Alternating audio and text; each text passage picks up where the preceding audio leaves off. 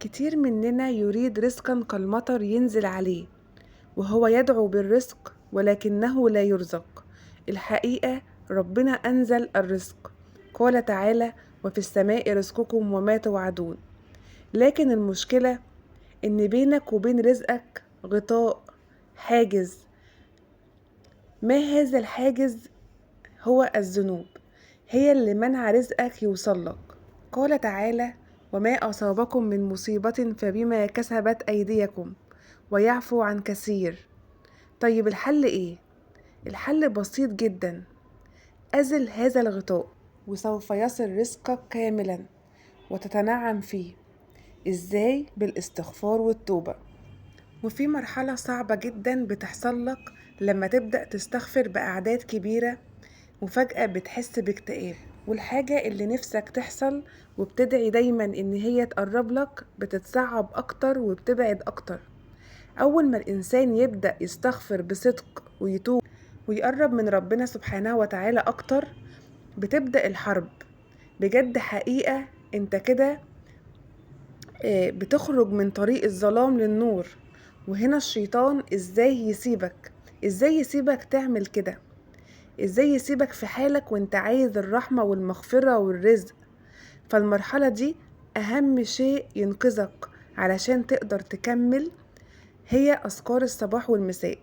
هتساعدك جدا جدا، لأن الفترة دي صعبة جدا ومشاكلك بتزيد ولسانك بيكون تقيل، بتكون أصلا مش قادر تستغفر، بتحس إن الاستغفار ده حاجة صعبة جدا.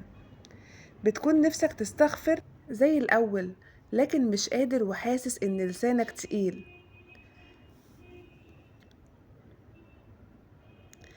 زي ما يكون حد ماسكه علشان ما تستغفرش.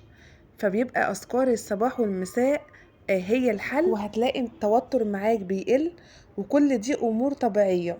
لازم نكون عارفين إن أي حد بيستغفر ممكن يقع في المرحلة دي، فلازم تكملوا وما تقفوش هنا وضغطوا على نفسكوا. والله حتى لو هتتعذبوا جدا الفترة دي مع حرب الشيطان، بتكون خنقة واكتئاب ووساوس وهجوم الشيطان عليك مش سهل.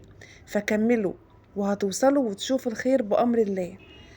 صدقوني الخير اللي هو مستنيكوا يستاهل انك انت او انت تمر بكل ده. اي اختبار لازم تكون قده. مشاكل مثلا مع اهلك، اختبار في الصحة، في اختبار في المال، في العلاقات. فكملوا في الاستغفار، والله حياتكم هتتغير بعد كده، وهتقطفوا ثمار الاستغفار اللي من شدة الفرحة هتنسى وجع وتعب اي فترة صعبة انت مريت بيها. ومعايا النهاردة قصة جديدة، قصة هتتكلم معاكوا أو هتشرح لكم أكتر عن الموضوع بتاع أخطر مرحلة في الاستغفار، وهتديكوا جرعة أمل وتفاؤل لكل مهموم ومكروب.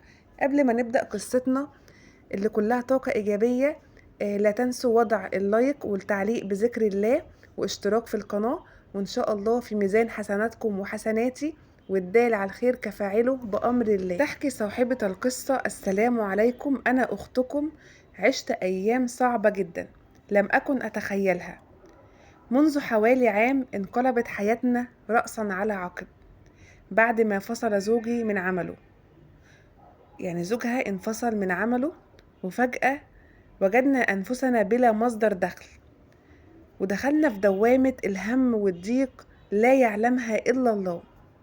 وفي يوم بالصدفة سمعت فيديوهات كتير جدا عن فضل الاستغفار وسورة البقرة، وبدأت بسرعة جدا أقرأ سورة البقرة يوميا، والتزمت الاستغفار بآلاف المرات في اليوم الواحد. في البداية بدأت أرى منامات مزعجة ومفزعة جدا، لكني لم أتوقف، وعلمت إنها حرب مع النفس والشيطان. فزادت عزيمتي وحاربت تلك المخاوف بالاستمرار في الطاعات والذكر والاستغفار. ثم بدأت المعجزات تتوالى. الأولى: رأيت في منامي رؤية واضحة كشفت لي من قام بعمل سحر لي، بل ورأيت المرأة التي سحرتني في المنام وهي تطلب العفو مني، لكني رفضت أن أسامحها بسبب ما لحقته بنا من أذى. وبعد شهور من ملازمة الاستغفار تواصلت معي صديقة بشكل مفاجئ، تطلب زوجي للعمل في وظيفة، وبالفعل وبفضل الله وجد زوجي عملا بعد طول انتظار. بعد ذلك حصل لي مفاجأة كبرى كانت في السكن. بعد أسبوعين فقط من عمل زوجي تم قبولي في برنامج سكن، وهو نظام بيع بالإيجار، وهو أمر كنا نتمناه ونسعى إليه منذ فترة طويلة. ورزقني الله بالمطر في عز الصيف. نزل المطر فشعرت إنها بشرى وبركة خاصة لي وخاصة بالاستغفار اللي أنا بستغفره. وأنا الآن متزوجة منذ عامين، وبالرغم من كل ما تحقق ما زلت طامعة في كرم الله أن يرزقني الذرية الصالحة. ربنا يرزقك الذرية الصالحة بأمر الله عاجلا غير آجلا. وأنا مستمرة في رحلة الاستغفار. لقد تغيرت نفسيتي تماما، فاعتزلت الناس وكرست وقتي كله للاستغفار والأذكار. وجدت سكينة وراحة بال لم أذقها طوال حياتي. أقول لكل من يسمعني الآن: لا تستهينوا أبدا بالاستغفار، فهو مفتاح الذي يفتح لك كل الأبواب المغلقة. فدي كانت قصة أختنا النهاردة معانا، قصة كلها أمل وتفاؤل لكل مهموم ولكل مكروب. عايزة أشارككم تجربتي اللي مريت بيها في مرحلة الاستغفار، أخطر مرحلة أو أصعب مرحلة بالنسبة ليا، وبيمر بيها كتير مننا في فترة بتكون صعبة جدا. ويا بخته بقى اللي هو التزم وكمل في طريق الاستغفار. يعني أنا كنت الحمد لله بستغفر ربنا عادي جدا، وطول الوقت بحاول ان انا اجاهد نفسي ان انا املأ وقت اليوم كله، اي وقت بعمل فيه او بقضي فيه اعمالي اليومية وكمان وقت فراغي دايما بيكون مشغول بالاستغفار وبالصلاة على النبي وبأي ذكر على لساني. لازم ان انا اخلي لساني دايما رطب بذكر الله. فالحمد لله التزمت فترة طويلة جدا بالموضوع ده. ايه اللي حصل بعد كده معايا؟ يعني انا بكلمكم عن تجربتي الشخصية. حسيت ان انا حصل معايا مشاكل في حياتي، مشاكل يعني شخصية في حياتي من غير اي سبب، من غير اي سبب، تطورات ومرض. يعني انا كمان تعبت ومرضت مرض شديد جدا جدا، لدرجة ان انا ما بقيتش قادرة ان انا اقوم من مكاني. جالي وجع في جسمي، ما قدرتش ان انا اقوم من مكاني، كنت بقوم بألم وبمشي بألم ومش عارفة ان انا اتحرك، وكان غصب عني لازم اقوم من مكاني علشان عندي بيت واطفال ودنيا، لازم ان انا اقوم. فكنت لازم علشان انا اقف لازم اكون بتعذب، حتى لو انا واخدة مسكنات وعلاج قوي جدا ما كانش بيأثر اي مفعول معايا. فكانت فترة صعبة ما بين الألم اللي هو الألم في الجسم او المرض، ثانيا ثانيا المشاكل اللي حصلت في حياتي، مشاكل صعبة جدا حصلت معايا. والحمد لله وبفضل الله يعني في كتير مننا بيقع في المرحلة دي. ليه بقى؟ الشيطان مش عايز انك انت توصل يعني للمغفرة. اهم حاجة احنا عاوزينها اصلا من الاستغفار قبل ما نكون عاوزين اي حاجة دنيوية، يعني عايزين مثلا مال، عايزين صحة، عايزين اي طلب من ربنا. خليك دايما السبب الاساسي هي المغفرة.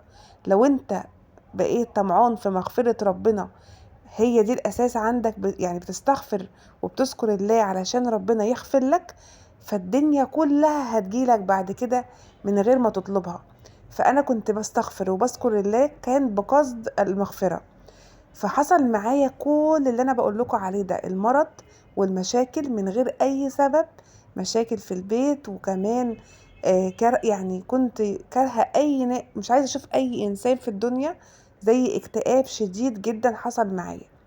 مش عايزه اخرج من البيت ولا عايزه حتى اخرج من الغرفه اللي انا قاعده فيها، مش عاوزه اطلع لباقي الشقه او باقي المنزل بتاعي، مش عاوزه اشوف اي حاجه، عايزه اقعد في مكان كده ضلمه، اغمض عينيا وانام طول اليوم وطول النهار. ده اللي انا حصل معايا. فالحمد لله الموضوع ده ما طولش معايا اكتر من يومين بالظبط، لاني انا طبعا يعني دارسه او عارفه موضوع التطورات اللي بتحصل مع الاستغفار وذكر الله، انا عارفاها. ده حصل معايا امتى؟ لما انا بقيت استغفر باعداد كبيرة جدا، ان انا ما بخليش وقت فراغ عندي من غير استغفار او ذكر الله. ده حصل معايا بسبب كده. عرفت بقى ان انا كده في مرحلة حرب مع الشيطان. الشيطان اولا منعني طبعا بسبب المرض اللي عندي والألم اللي في جسمي، مش قادرة استغفر او مش عارفة استغفر، لساني تقيل عن الاستغفار من كتر الوجع اللي في جسمي. بسبب المشاكل كمان عقلي مش عارف يستغفر، بفكر في المشكلة اللي حاصلة معايا. فلقيت نفسي ان انا ولا عارفة استغفر بسبب المرض وبسبب المشاكل. فعرفت وادركت بسرعة بسرعة، هم يومين بالظبط اللي انا فقت فيهم، واللي انا يعني قلت لا، انا لازم اقف على رجلي مرة تانية وارجع للاستغفار. فوالله بعد ما لزمت الاستغفار وقاومت الشيطان وقاومت الوساوس بتاعة الشيطان والاكتئاب واللي حصل معايا، عايزة اقول لكم ان انا المرض مشي من جسمي والألم اختفى تماما تماما، من غير اي مسكنات، من غير اي حاجة. انا كان يعني قعدت بتاع 10 ايام تعبانة جدا، بس كنت بستغفر. لكن بعد ما حصل معايا المشكلة، اليومين بقى اللي حصل فيهم اكتئاب دول، انا طبعا كنت يعني بستغفر بس ايه، حاجة بسيطة جدا. فعاوزاكي انت كمان لو مريتي باللي انا بقولك عليه ده، وحياتك مرة واحدة كده زي ما يكوني كانت مثلا كل حاجة دايرة تمام جدا وكل امورك ماشية، فجأة انت دوستي على الزرار وطفيتي كل حاجة، كل حياتك وقفت. ولا عارفة تخرجي تقابلي ناس، ولا عارفة تخرجي تشوفي امور بيتك، ولا عارفة تخرجي تشوفي شغلك. زي ما يكون بالظبط انت دوستي على زرار طفيتي البني ادم تماما. يعني المرض هيهد جسمك والمشاكل هتوقف عقلك. يبقى انت كده الشيطان عرف ان هو يمسكك من كل الامور علشان ما تستغفريش. المرض والعقل. المرض ده اللي هو الجسم، جسمك لما يكون فيه ألم شديد غصب عنك مش قادرة تستغفري، او من كتر الوجع ناسية الاستغفار، وكمان من كتر التفكير في المشكلة اللي حصلت معاكي برضو لسانك مش هيعرف يستغفر. فأنا فقت بسرعة الحمد لله وبفضل الله. هم يومين وعرفت ان هي لعبة من الشيطان علشان ما استغفرش، ورجعت استغفر، والمرض الحمد لله في ثواني. مادام انا عرفت اللعبة واستغفرت ورجعت لطريق ربنا مرة تانية وبقوة، عايزة اقول لكم ان كل حاجة انتهت، ولا كأن في اي حاجة، ولا كأن في مشكلة، ولا كأن في مرض. فانا كل اللي انا عاوزاه منكم انكم تستمروا. الاستغفار فضله عظيم جدا، والشيطان مش عاوزك تنول الفضل ده، مش عاوزك تنول الرزق ده، مش عاوزك تشوف السعادة والهنا اللي هيحصل معاك من كثرة الاستغفار.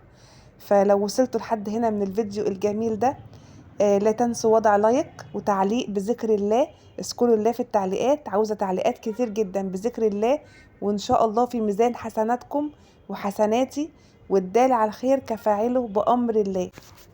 ونصلي على الحبيب. يا رب صلي وسلم وبارك على سيدنا محمد عدد ما تحب وترضى وملء ما تحب وترضى. والسلام عليكم ورحمة الله وبركاته.